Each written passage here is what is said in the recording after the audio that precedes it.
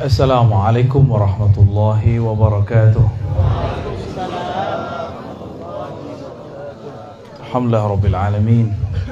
Hamdal hamidin, hamdal dzakirin, hamdal syakirin, hamdal mukhlisin as-sabirin. Asyhadu an la ilaha illallah, asyhadu anna Muhammadan abduhu wa rasuluh. Allahumma salli wa sallim wa barik ala sayyidina Muhammad wa ala alihi wa ashabihi wa li baitihi wa dzurriyyatihi ajma'in. Gimana, masih kuat enggak? Zikirnya dahsyat tadi ya. Kalau di kota tuh udah langka tuh zikir begitu. Dianggap gila sama orang. Benerlah kata Nabi, uzkurullah hatta yaqulul munafiqun mura'un. Sebut-sebutlah Allah, zikir-zikirlah kamu banyak-banyak sampai orang munafik tuduh kamu gila. Tuduh kamu kesurupan. Jadi tadi itu kalau zikir jadi Jakarta disebut Pak Kiai Haji Maman ini pemimpin zikir kesurupan. Dituduh ntar ya.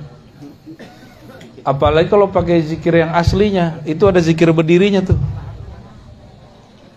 Kalau di kampung-kampung Melayu di Sumatera, di Kalimantan ada namanya ratib berdiri. Berdiri, Pak. Ah, ya, semuanya geraknya. Ada yang sembari gerak, titik-titik rotasi zikir. Maka muncullah namanya gerakan tari saman. Tari saman itu bukan tari sebenarnya. Itu seni yang diambil dari gerak zikir. Ya. Seni yang diambil dari gerak zikir. Gerak zikir itu bukan hanya dari ubun-ubun ke dari pusar ke ubun-ubun ke bahu kanan, enggak, banyak. Jalan zikir itu sebanyak titik di dalam diri kita. Ya, banyak sekali itu. Namun yang diajarkan tuan-tuan guru kita, para mursyid, para wakil talqin, itu yang boleh diajarkan aja. Karena kalau dikasih titik yang lain, bisa gawat. Ini zikir kayak tadi aja udah sebut gila sama orang ya. Wih, gila. Mana sanggup jin masuk ke orang zikir barusan. Kalau setan bisa, jin gak sanggup. Kalau jin masuk, bakar deh. Aneh saksinya ya, tapi kalau setan bisa masuk. Tapi setan yang dulu mereka ikut berzikir dengan iblis. Iblis itu ahli zikir, Pak. Makanya tadi saya minta Ustadz Kamil Falah sholawat dulu ya. Sholawat dulu. Karena perbedaan antara zikir wali Allah dengan wali setan satu aja. Ada sholawatnya apa enggak? Ya. Ada sholawatnya apa? Enggak. Kenapa mesti ada sholawat? Karena orang bisa zikir cuma karena yang disebut namanya dalam sholawat itu. Siapa nama yang disebutkan dalam sholawat? Allahumma sholli ala Sayyidina. Karena ada yang bernama Muhammad, nah itu dia. Maka kita kenal dengan Sang Ahad. Kalau tidak ada dia, mana bisa tadi berzikir la ilaha illallah. Jadi yang ngajarin kita la ilaha illallah siapa? Ini bisa dibenerin gak nih? Baterainya putus-putus. Zikir juga gitu, Pak. Kalau baterainya putus-putus nggak seru.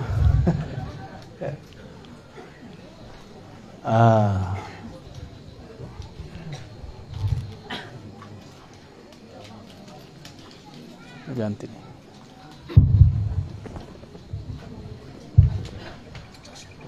Baik. Nabi SAW mengajarkan zikir itu dengan cara yang berbeda-beda, metode yang beragam, mulai dari metode yang panjang sampai metode yang pendek. Contohnya, beliau SAW mengajarkan orang maukah kamu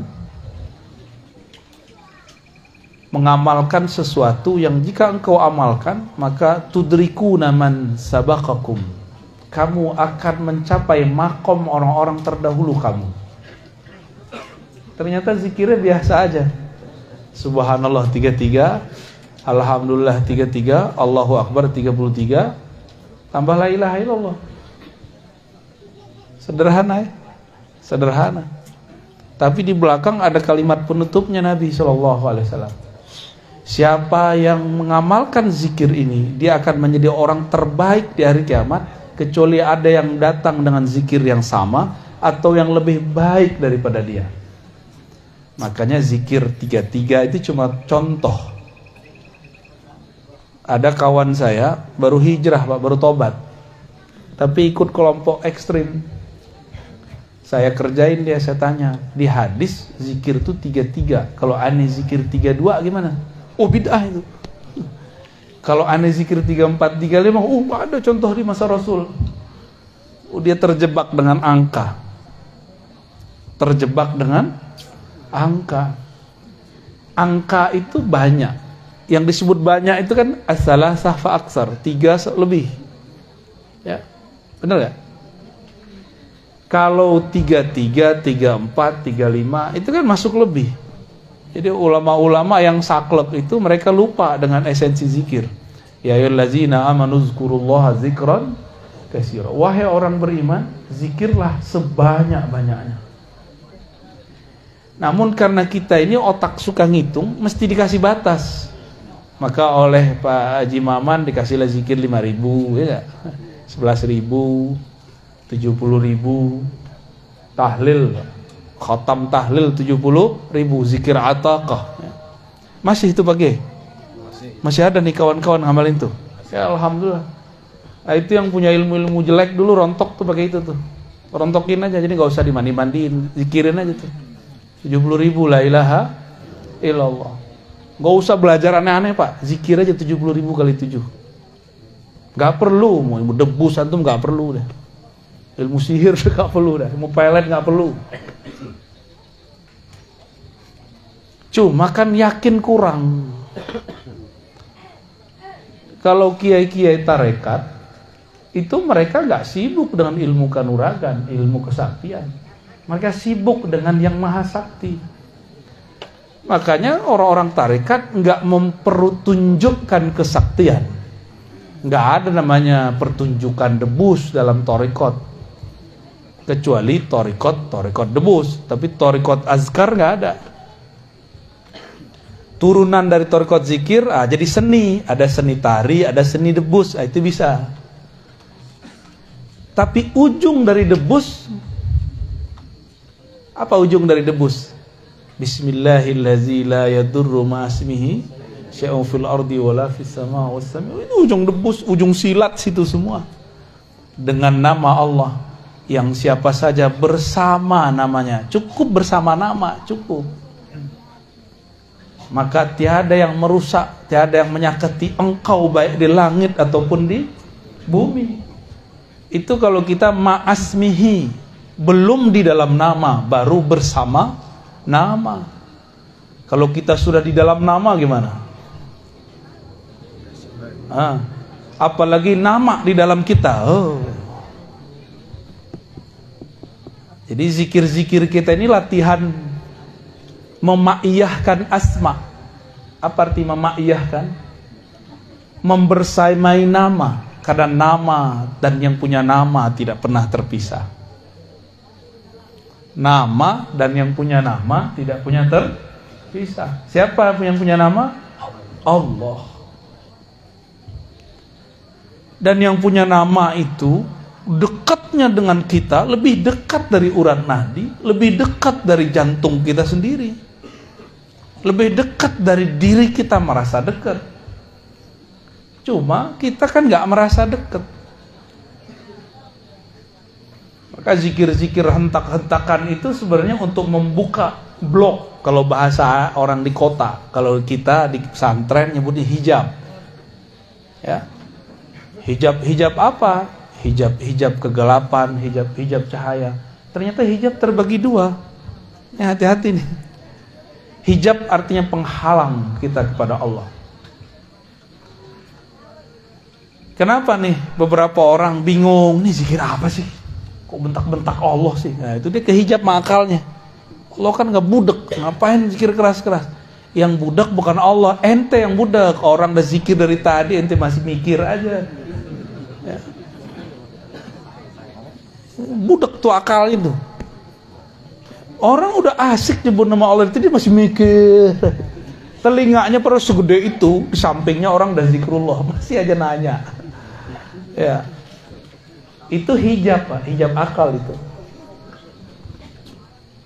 Apalagi yang sok-sok modern, hari gini. Iya, hari gini. Ya salam. Tapi kan ada menu khafi, ya. Kan ada menu jahri, jahar, ada menu khafi. Yang nggak seneng zikir keras, ya zikir lembut aja. Asik juga itu. Orang nge-rap di luar, kita ngepop di dalam, ya. Boleh, nggak apa-apa. Ya, antum nggak sedang zikir keras, zikir lembut di dalam. Orang yang sedang asik dengan kerasnya, jangan dilarang. Itu. Nikmat hidup kalau begitu. Kalau zikir tadi pejam mata nggak? Atau pada menontonin orang? Ya. Ya. Kalau mau menikmati zikrullah, mulai dari pejam mata. Karena mata ini hijab, ini penghalang. Penghalang yang membuat kita tidak bisa merasakan getaran nama. Ya. Maka perlu dipejam. Supaya ketika awal-awal betul perlu diambil dari pusar, ditarik ke ubun-ubun, ke bawah kanan, hujam ke kolbu. Itu awal-awal. Kalau udah kenceng zikirnya di kolbu aja, nggak usah keluar-keluar. Ntar kepalanya kemana-mana.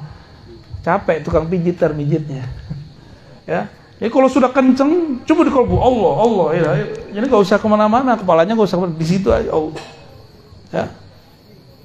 Itu kan cuma metode jalan zikir. Kalau sudah sampai di tujuannya, jangan balik lagi.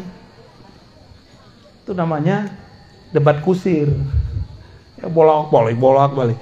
Kalau belum tembus, ulang lagi dari pusar, naik ke begitu, ya. Tapi kalau sudah di situ, udah langsung main di kolbunya. Dan itu lebih enak. Kan tujuannya cuma iza zukirallah wajilat qulub. Kalau disebut nama Allah, kolbu bergetar. Kalau getarannya sudah main, maka dia akan bergerak di dalam. Gak perlu ditarik-tarik ke otak lagi, ya. Jadi besok-besok kalau zikir lagi, jadi kepala antum tuh rehat, ya. Cuma begini aja dia. Itu udah nikmatnya bukan main. Itu jantung tuh Farhan dia. Tahu Farhan nggak? Apa arti Farhan? Hah? Farhan bukan nama teman itu. Apalagi nama yang punya toko sebelah. Oh, nama sopir Grab ya? Bukan, Farhan artinya bahagia. Karena kutul qulub zikrullah. Makanannya kolbu adalah menyebut nama Allah. Kalau makanannya kiai kan bukan hanya nasi, asap juga. Ya, ahlul hisab kan. Dukhon. Di Quran tuh ada surat Dukhon, ya. Waktu awal pandemi itu ada ustadz cocok logi nakut-nakutin umat pakai hadis palsu bahwa 15 Ramadan terjadi dukhon, ya. Kiai-kiai ketawa, aneh dukhon tiap hari. Dukhon namanya itu, rokok, ya. Rokok asap. Jadi berzikir itu jangan sibuk di jalan. Nah, teknik dari ambil ubun-ubun segala macam itu jalan. Kalau kita sudah masuk ke dalam rumah, jangan keluar-keluar lagi. Ya. Nah, ini kepada para pencinta zikrullah nih, ya. Kalau zikirnya tadi udah cepat kan? Kolbu itu lebih cepat dari lisan, lebih cepat dari kepala. Kalau awal-awal boleh lah begini, la ilaha. Kalau kepala kalau udah cepat gimana? Kayak gimana tuh? Kira tripping sama orang, ya. Jadi lucu, ya. Cukup kepalanya ke bawah. Begitulah Rasulullah SAW. Karena Rasulullah itu puncaknya zikrullah. Beliau nggak perlu gerak. Jadi kalau orang nanya, Rasul nggak pernah zikir begitu. Iya Rasul, bukan ente. Ente kan bukan Rasul.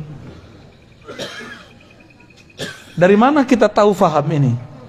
Ketika ada orang ngadu kepada Rasulullah. Wah Rasulullah itu ada orang zikir kok riak bener.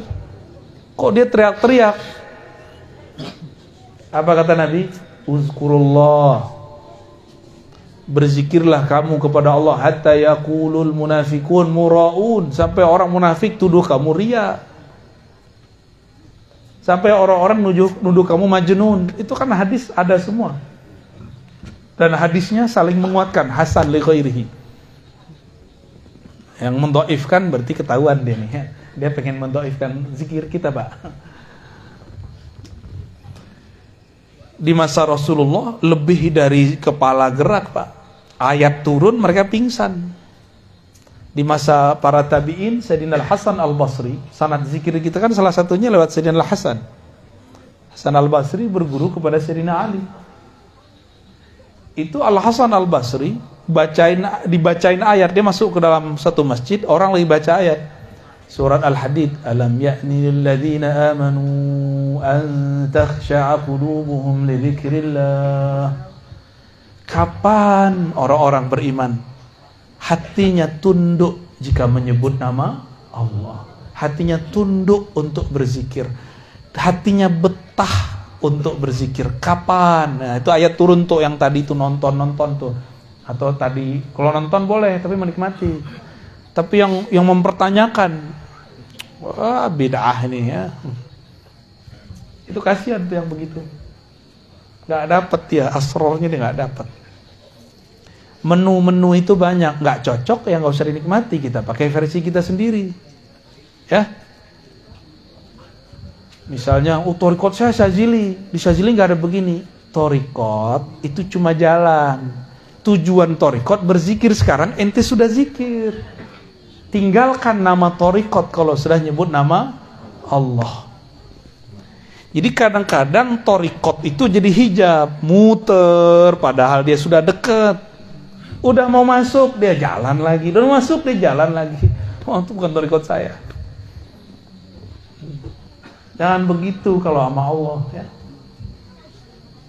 Apa arti torikoh? Jalan. Kalau alamatnya udah dapet, masih penting nggak jalan? Udah nggak penting jalan, Pak. Yang penting nyampe. Ya. Yang penting, untuk apa punya banyak mobil bagus, tapi nggak satu pun bisa disetir? Ya, bensinnya nggak ada. Untuk apa punya banyak motor, tapi nggak satu pun ente bisa bawa?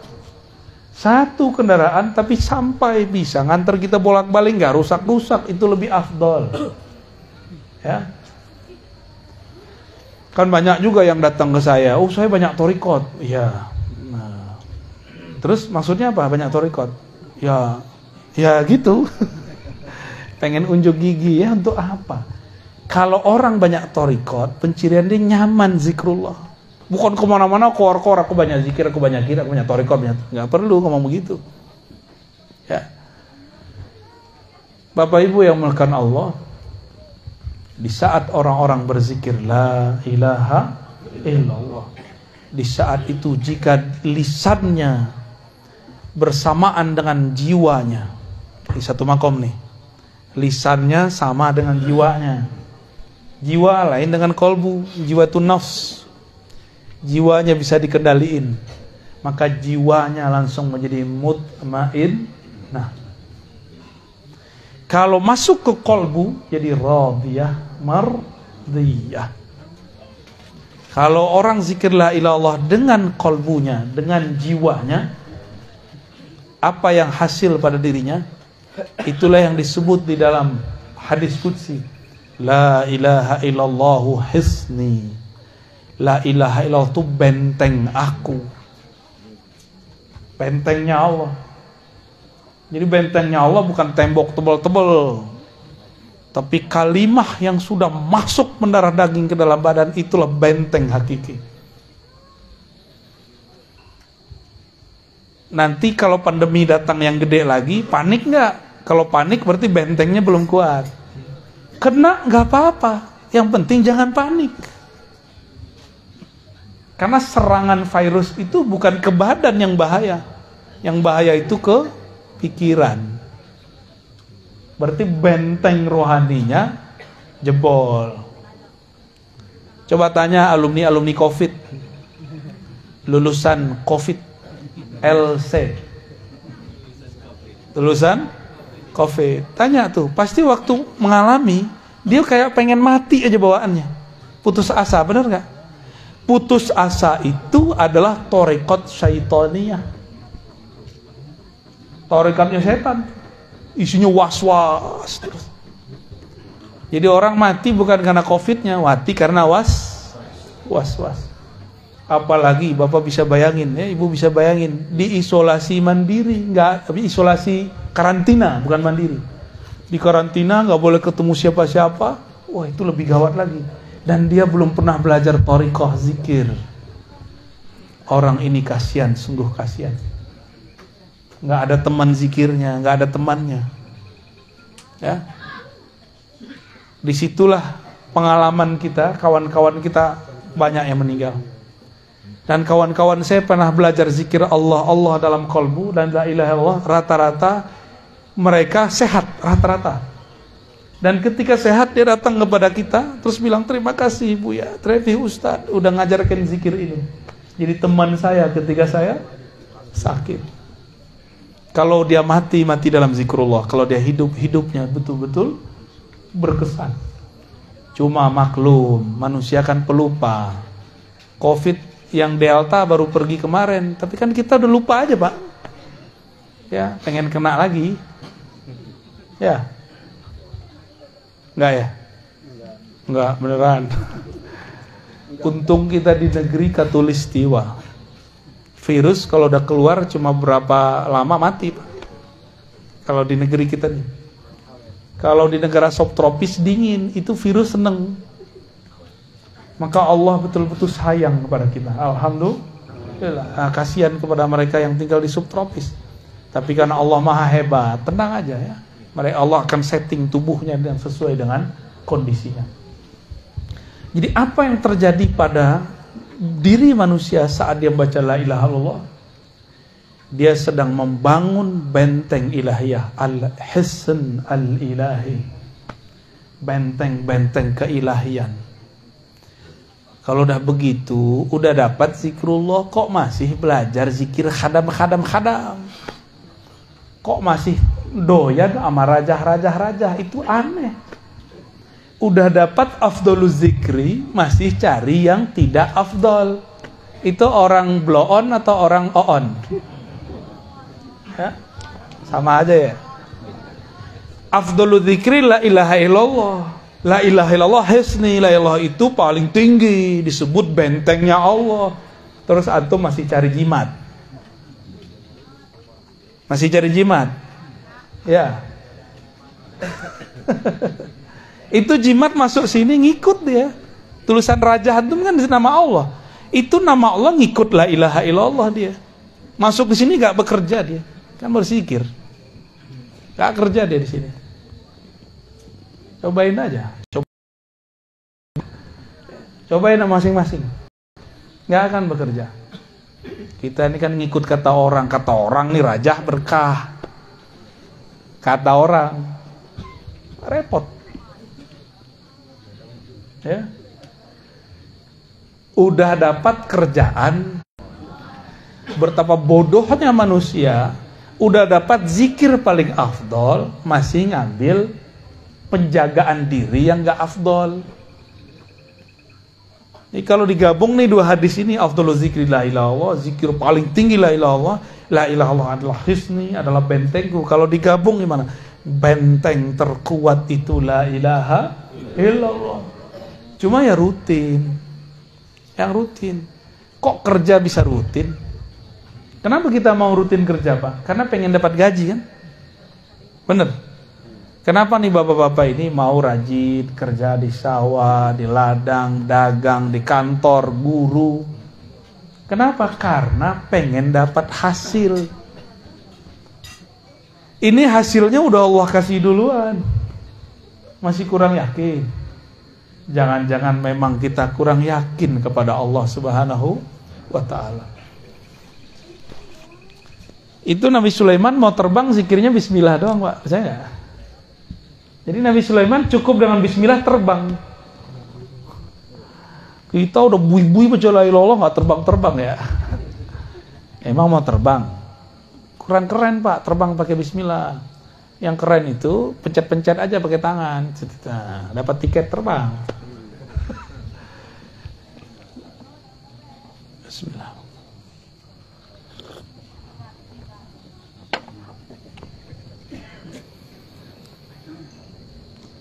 Jadi zikrullah ini ada 3 yang mau saya sebutkan. Zikrullah qutul qulub. Itu udah tadi ya. Zikir Allah, mengingat Allah itu makanan kalbu. Bapak Ibu nggak makan seharian, lemes nggak? Itulah nasib orang nggak zikir seharian.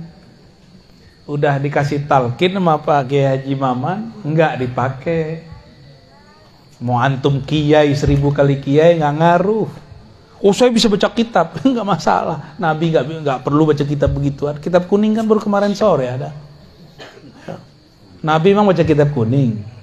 Enggak, Nabi nggak perlu kitab kuning, di dalam dirinya semua kitab ada. Maka An-Nabil Ummi, bukan Nabi tidak bisa baca tulis. An-Nabil Ummi, Nabi induk semua kitab. Ummul kitab, itu artinya. Allahumma sholli ala Sayyidina Muhammad. An-Nabiyil Ummi, Nabi yang Al-Ummi. Al-Ummi itu bukan ya nisbah, bukan Nabi yang nggak bisa baca tulis. Nabi yang di dalam dirinya ada induk semua ilmu pengetahuan. Itu An-Nabiyil Ummi. Salah satu pengetahuan kitab di dalam qalbu Nabi adalah risalah la ilaha. Ketika beliau mengatakan afdalu dzikri la ilallah, itu adalah ikhtisar dari isi kitab di qalbunya. Itu baru satu kitab, Pak, zikir risalah la ilaha. Jadi di qalbu Nabi itu ada semua risalah, rahasia-rahasia. Tapi umur beliau pendek. Yang penting Mekah sudah ditaklukkan, syariah sudah mapan. Maka orang tidak akan mengkultuskan orang yang di kolbunya ada risalah kita. Sayyidina Isa, beliau menampilkan isi kitab kolbunya sebelum syariat Bani Israel waktu itu mapan. Akhirnya mereka menyembah Nabi Isa. Salah satu isi risalahnya apa? Rahasia, nama Allah Hayyun dan Hayat, Muhyi. Ada orang udah mati, dipegang dadanya oleh beliau, hidup Pak. Orang kira ini Tuhan, ini bukan manusia ini. Nabi Muhammad kan sering melakukan itu, cuma nggak dieksplor di banyak riwayat. Saya pegang, Pak, beberapa riwayatnya. Nabi menghidupkan orang mati, ada riwayatnya, tapi didoifkan oleh ahli hadis yang nggak percaya. Mereka cari-carilah kesalahan hadis itu.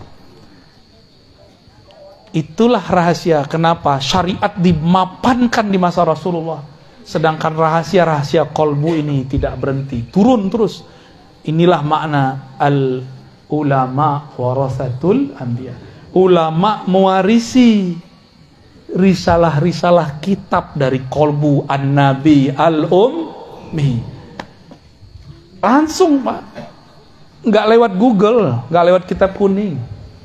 Kitab kuning itu dari sini, dari kolbu. Jangan dibalik. Ini kiai-kiai udah kehijab ini, santri-santri udah kehijab. Kok kolbu ngikutin kitab kuning? Salah itu. Kitab kuning pemahamannya harus ngikutin rahasia warisan kolbu Rasulullah SAW. Itu ya baru sahih warisan Rasulullah. Baru pewaris Rasul ente. Kalau enggak pewaris kitab bulukan itu namanya. Itu kan kitab komersial, orang jualan supaya kaya. Udah kaya itu yang jualan kitab. Kita masih puji baku, dan berapa banyak kitab yang salah cetak. Laknya hilang, gawat sudah. Udah berapa banyak kitab salah Cetak. Kalau nggak punya kolbu, beres kita, sesat menyesatkan udah. Saya udah banyak Pak ketemu. Tiap hari kan kita kerjaannya bolak-balik kita. Kita bingung, ini kitab ini kok masih dipertahankan di pesantren. Ya. Banyak. Kita ini kan fanatis ke kitab kuning. Kitabun Mubin nggak fanatis. Ya. Kitabun Mubin. Itulah umul kitab. Rahasianya ada di Al-Fatihah. Al-Fatihah terkumpul di dalam basmalah. Basmalah terkumpul dalam ba terkumpul dalam satu titik. Nah, kalau sudah di titik nggak usah keluar lagi, zikirnya di situ aja, ya. Makanya kolbu itu belakangnya ba supaya langsung masuk ke sana. Di depannya kof. Wah, itu rahasia huruf tuh banyak ya. Saya nggak usah bahas rahasia huruf lama-lama ini. Jadi la ilaha illallah itu makanan kolbu paling mahal. Cara menikmatinya macam-macam. Ada yang pedas, ada yang manis. Yang pedas thariqat qadiriyah, yang manis thariqat naqsyabandiyah, gitu. Kan ada yang nggak senang pedas-pedas, senangnya manis-manis. Kalau orang Banten nih senangnya pedas manis. Dapat zikirnya yang keras, dapat zikirnya yang manis. Alhamdulillah. Ada yang senangnya nge-rap musiknya, ada yang senangnya melankolis, ya, melo-melo musiknya yang syahdu-syahdu. Itu pilihan kita aja. Itu kan musik di dalam diri. Jadi zikir keras lembut itu adalah hentakan di kolbu. Nggak ngaruh orang di luar sana.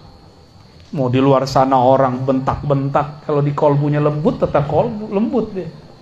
Ya. Ini contoh nih yang lagi sibuk megang handphone. Orang udah zikir keras-keras di sampingnya, dia masih sibuk, ya. Pasang status, lagi ikut majelis zikir nih. Lah kok bisa orang ikut majelis zikir pasang status? Ya, canggih Pak zaman sekarang ya. Lumayan lah dapat berkah. Iza marartu biridil jannah tahu kalau kamu lewat di majelis-majelis di taman-taman surga, maka petiklah, icip-iciplah, coba-cobalah. Lumayan. Ini kan saya pernah cerita di sini di mana nih? Guru dari guru saya namanya Syekh Husain Usairan Al-Lubnani, mantan orang Syiah, ngejekin ahlu sunnah thariqat Naqsyabandiyah yang ada di Masjid Jami' di Lebanon. Itu zikir Pak, ba'da salat. Afdalu dzikri la ilaha illallah. Itu di sana zikirnya sama dengan di sini. Ya. Sekarang kan udah ada YouTube kan? Kita kan udah jadi wali YouTube. Orang wali kutub, kita wali YouTube. Tinggal cek aja zikir tarekat Lebanon, Beirut, Turki sama kayak di sini. Beda hidung aja, mancung sama nggak mancung, ya. Beda brewok sama nggak brewok, itu aja bedanya. Selebihnya sama, metodenya sama. Bahkan tarekat Syaziliyah di sana zikirnya kayak di sini. La ilaha illallah. Baru Syaziliyah, ternyata Syazili Al-Qadiri. Kalau di sini kan Naqsyabandi ada Qadiriyahnya, Qadiriyah ada Naqsyabandiyahnya. Yang penting dapat Qadiriyah udah, pasti zikirnya kenceng. Ini orang Syiah mau main-main, ikut goyang-goyang pala. Masuklah dia langkahilah itu bahu-bahu orang yang sedang getaran zikirnya lagi dahsyat. Duduk di tengah. Padahal itu porosnya zikrullah. Dia duduk di situ. Lihat kiri kanan, coba kepalanya miring. Dicoba Pak, pejam matanya. Kepalanya pertama ke kanan, la ilaha, pas illallah hanyut, terbawa arus karena dia di dalamnya kosong, hanyut, hilang benar. Tiba-tiba dia bangun dia lihat kok nggak ada orang zikir. Ternyata dia masuk ke alam barzakh, dia mati suri sesaat. Datang malaikat munkar nakir, man rabbuka? Oh, nggak bisa jawab. Lepotan. Digampar-gampar, disiksa. Udah lama, udah rasanya ribuan tahun. Terjadi kiamat, dibangkitkan, lebih kaget lagi. Sampai kemudian di mizan, ditimbang, dihisab. Salah satu hisab dia ngejek orang zikir. Pas masuk ke sirat jatuh, pas jatuh bangun dia. Orang-orang baru selesai kayak tadi, la ilaha illallah Muhammadur Rasulullah, baru selesai. Karena Muhammad Rasul itu narik dia keluar lagi. Kejadian Pak, ini guru ahli hadis di hari akhir hayatnya. Tadinya Syiah benci sahabat Nabi, jadi pencinta sahabat Nabi. Tadinya nggak hafal Alfiyah, pengen belajar hadis, kata gurunya, ente kalau mau belajar hadis harus kuat bahasa. Untuk kelas kamu harus kuat Alfiyahnya atau Ujurumiyah. Dia pilihlah Alfiyah. 6 bulan dihafal. Berangkat pagi dihafal 2 bait, pulang dihafal 2 bait, malam dia setoran. 6 bulan khatam. Ditalkinlah zikir Naqsyabandiyah, zikir Syaziliyah, zikir Qadiriyah. Menjadi mursyid agung di tanah Syam. Namanya Syekh Husain Husairan. Saya ketemu murid beliau. Orang-orang yang sudah punya benteng itu nggak ke bawah Pak, itu hebatnya. Jadi kenapa antum ini sudah nggak larut? Karena sudah ada benteng di dalam kolbunya. Kalau nggak lewat pingsan-pingsan semua pasti. Saya kan ngalami hal yang sama waktu kecil. Ya, zikir Samaniyah Qadiriyah. Orang baru afdhalul zikri la ilaha, kita udah hilang. Sama kasusnya, mirip-mirip kayak tadi. Kami kalau di sana Pak, di kampung saya, sebelum Jumatan itu tahlil dulu. Afdhalul zikri la ilaha illallah, la ilaha. Itu setiap kali saya merem, saya diputar ke alam semesta itu. Waktu umur masih 9 dan 10 tahun. Sampai sekarang saya nggak bisa lupa. Saya datang ke guru saya, guru saya di depan, jadi mursyid saya di depan. Saya nginep di surau beliau, zawiyah beliau, tempat suluk beliau setiap malam. Saya tanya, beliau diam aja. Datang ke mak saya bilang, kamu ntar akan jalan-jalan itu kerjaannya, katanya. Kita kan penakut, nggak berani kemana-mana, pisah dari mak nggak berani. Tapi ibu saya saja, dia bilang, kamu nanti akan jalan-jalan kemana-mana. Ternyata sudah terbaca dari zikrullah. Itu kejadian. Maka la ilaha illallah itu sayrus salikin. Nah, la ilaha illallah itu adalah hiburan jalan-jalannya para salik. Jadi walaupun nih kita nih coba orang-orang yang sudah menikmati zikrullah, ajak dia jalan-jalan, dia kurang nggak menikmati bener. Tapi kalau diajak ke kuburan, pesantren, ziarah ke kiai, itu dia baru seneng. Diajak ke puncak, dia mikir bagus di tempat gua kali. Ya, bapak ini diajak ke puncak Bogor, gimana ngomongnya? Bagusan di mana? Bagusan di sini kan? Iya, di sono udah macet Pak. Gunungnya sih masih bagus, ke sononya 3 jam buka tutup. Jadi la ilaha illallah itu kapalnya orang yang sedang suluk kepada Allah Subhanahu wa ta'ala, cepat kepada Allah itu. Ya. Tapi supaya tidak lupa jalan pulang mesti bersolawat. Wajib solawat. Karena kalau nggak ada solawat kita nggak bisa baca la ilaha. Innallaha malaikatahu yusholluna 'alan nabi. Ya ayyuhalladzina amanu shallu 'alaihi wasallimu taslima. Karena Allah bersolawat, kita malu kepadanya, maka kita solawat juga. Saya mau tanya, solawatnya Allah apa?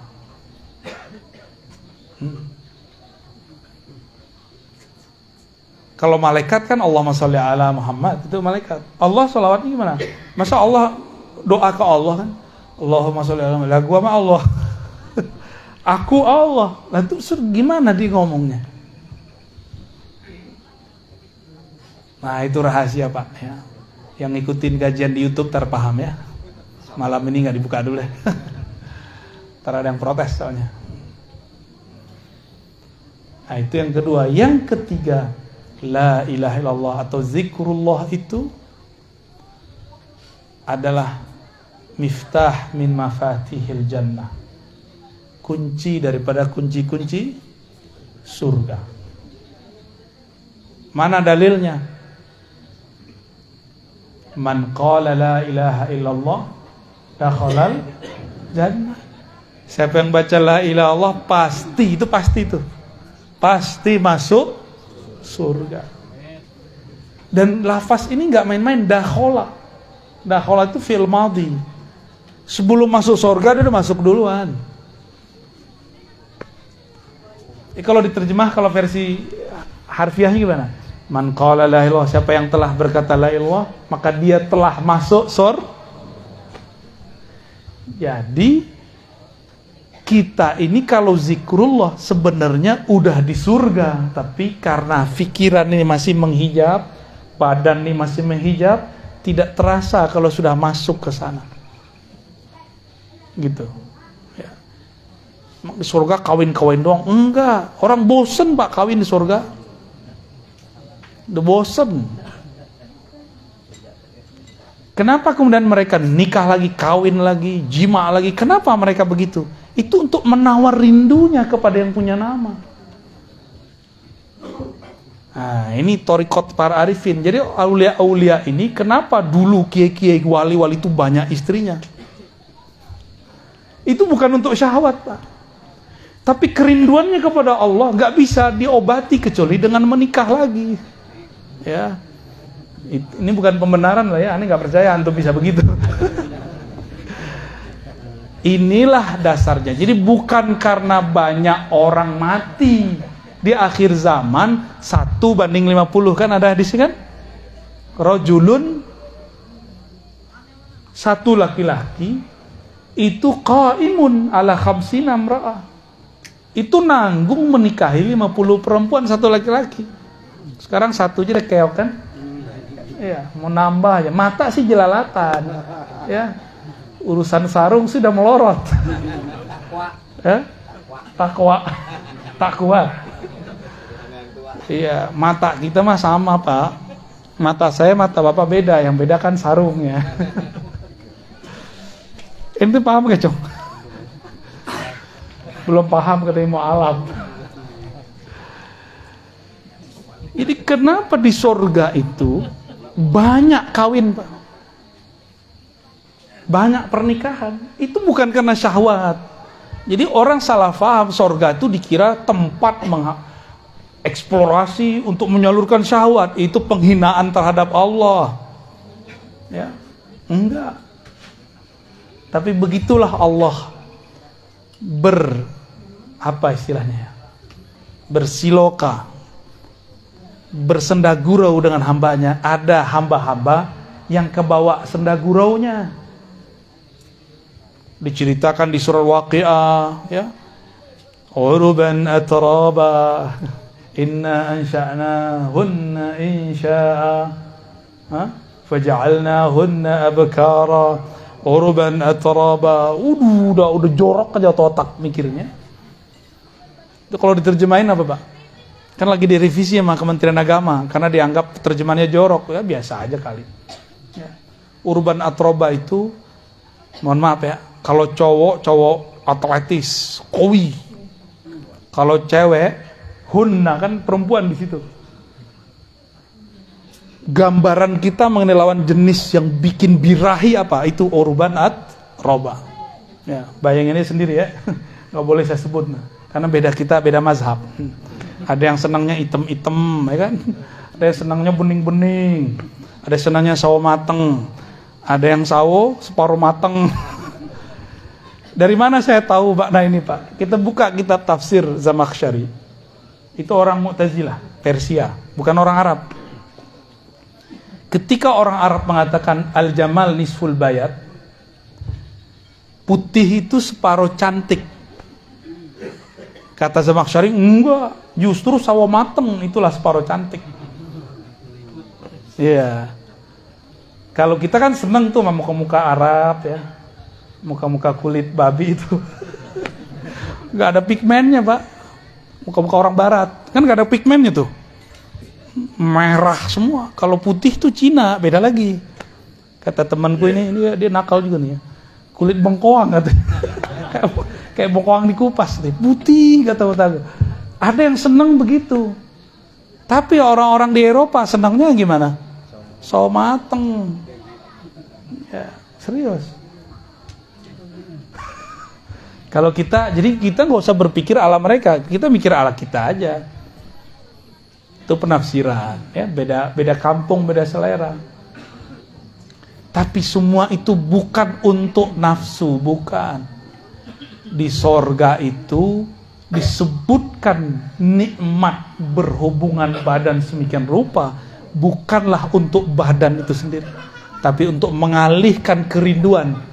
Karena seorang hamba hanya bertemu Allah pagi dan sore. Dari pagi ke sore sudah 500 tahun.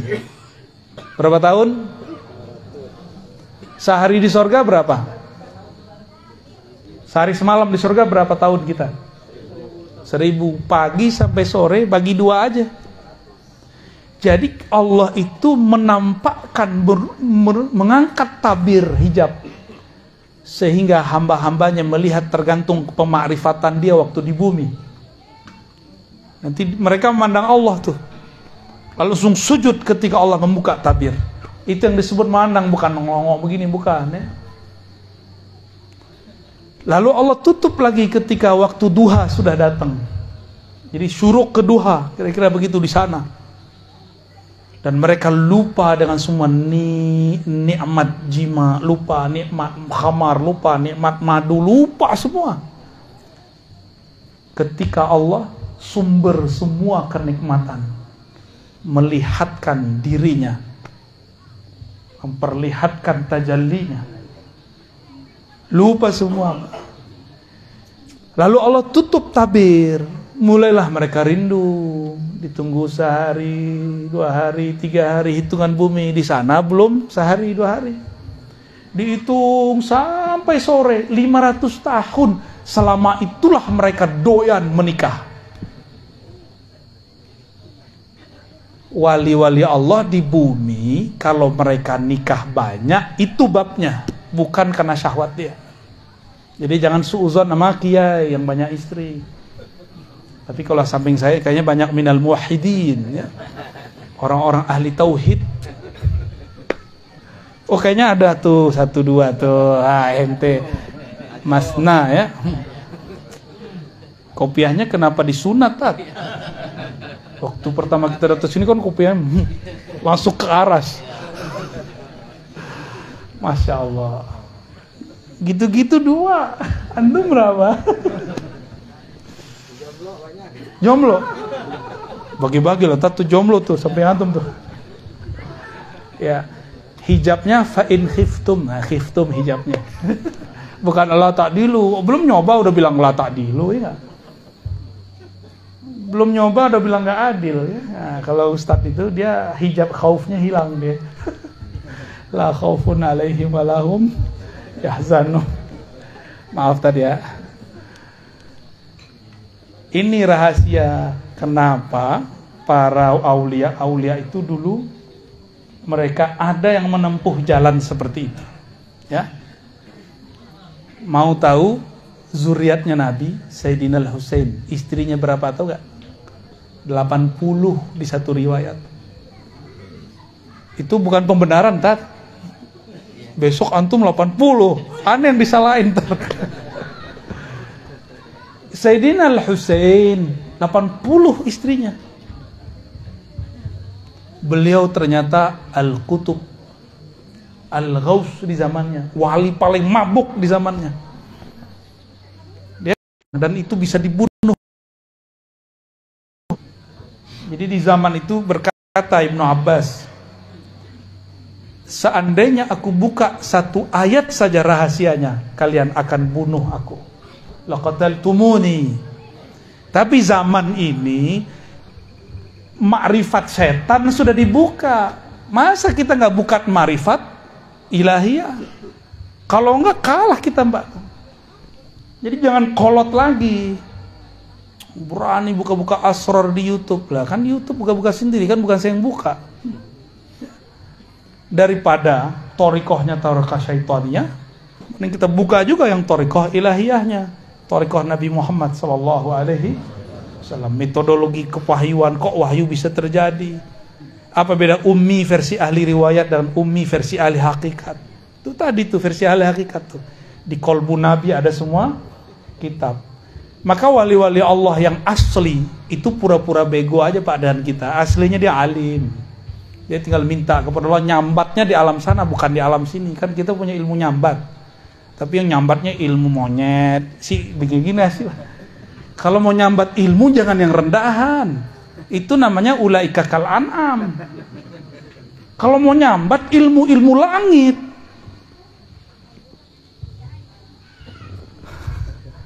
Ya. Jadi yang dulu-dulu pernah belajar silat-silat, nyambat ini, nyambat itu, udahlah, antum cukup belajar zikir aja pakai Haji Maman. Itu ntar nyambat asrar, pakai la ilaha illallah, nggak disadari dapat. Asrar itu kan nggak perlu antum jadi aneh-aneh. Justru semakin masuk kalimat itu semakin normal kita hidup, semakin jadi manusia yang utuh, kecerdasannya utuh, pikirannya fokus. Kalau dia kerjanya lebih fokus. Kalau dia berjuangnya lebih tulus. Kalau dia gurunya lebih ikhlas. Kalau dia suami istri akan lebih penyayang kepada pasangannya. Ya, maka wajib belajar zikir khafi biar lembut ya. Biar lembut. Kalau antum ini masih suka kasar sama pasangan, berarti kurang zikir lembutnya. Tutup dengan sholawat biar kelembutan Rasulullah muncul di dalam diri. Jangan zikir doang. Nah, ini kenapa nih banyak yang mengeluhkan, suami saya, istri saya habis zikir kok kaku. Karena dia zikir tapi zikirnya tidak dipati dengan sholawat. Tahu pati? Tidak ditutup dengan sholawat. Sholawat itulah yang melembutkan segala-galanya. Kenapa iblis segaring itu ngomong? Kenapa iblis sekeras dan sekasar itu dan pendendam? Karena dia tidak bersolawat kepada Rasulullah Sallallahu Alaihi Wasallam. Gak pernah dia mau solawat. Yang dilihat Muhammad, yang dia lihat Muhammad bin Adam, keturunan Adam. Muhammad turun Adam ngapain solawat?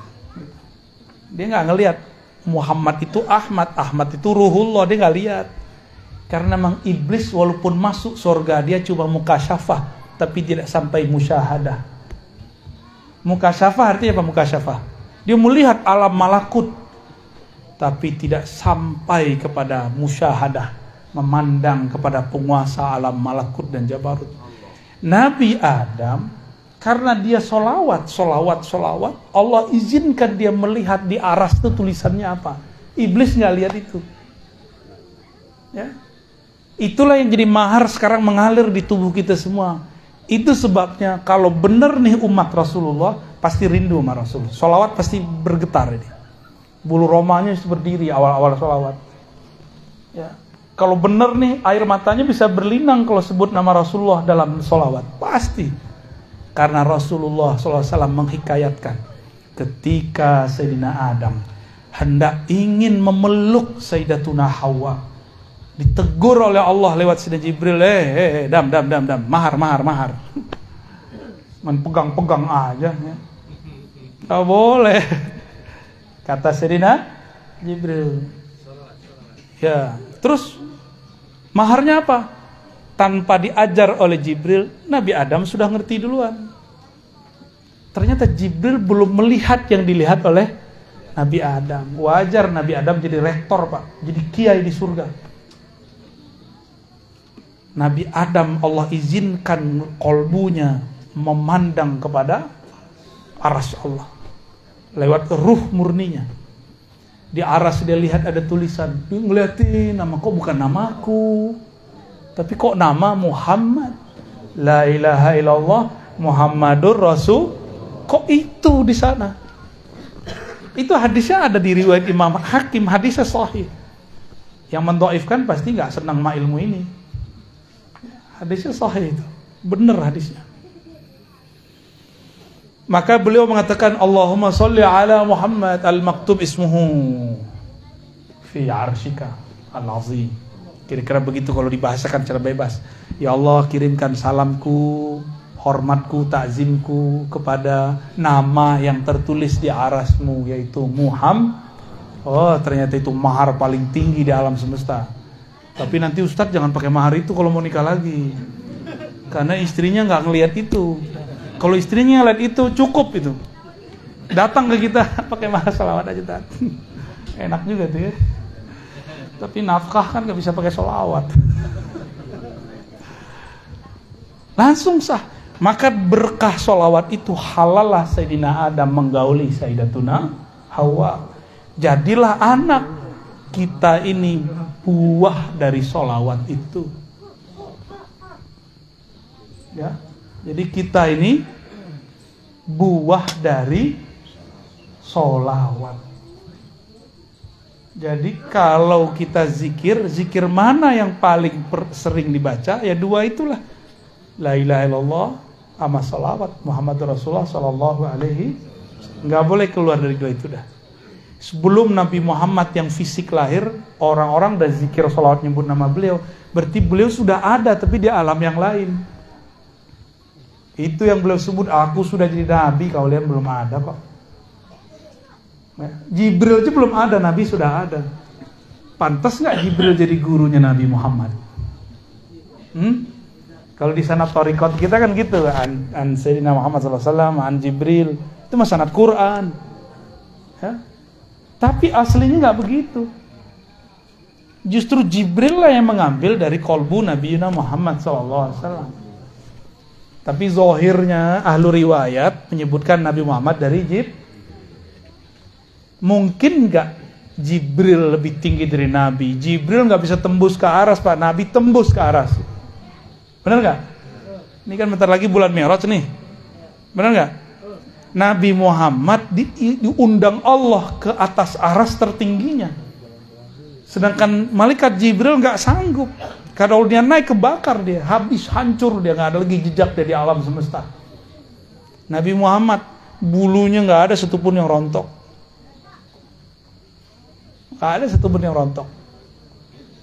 Jibril yang sakti itu, kalau naik kebakar, habis dia. Mana yang lebih sakti? Maka satu rambut Rasulullah afdal min Sayyidina Jibril. Satu rambut Rasulullah lebih mulia dari Sayyidina Jibril. Bid'ah nggak ngaji begini? Ya, kayaknya bid'ah bener ini ngaji begini ya. Udah dulu lah. Udah jam berapa nih? 11 ya. Saya besok malam ini harus balik ke Jakarta. Besok pagi sudah ada jadwal ngajar ba'da subuh. Lanjut ke Mabes. 2 Mabes, Pak. Baru bisa enggak sampai malam lagi. Sampai malam lagi. Jadi mohon izin tanpa mengulangi salam takzim kepada semua para kiai ajengan, para hadirin hadirat. Mungkin tidak bisa salaman, saya mau langsung pamit ya habis ini. Mohon ridhonya kalau ada yang tersinggung ya. Mohon maafnya jika ada yang kurang berkenan ya.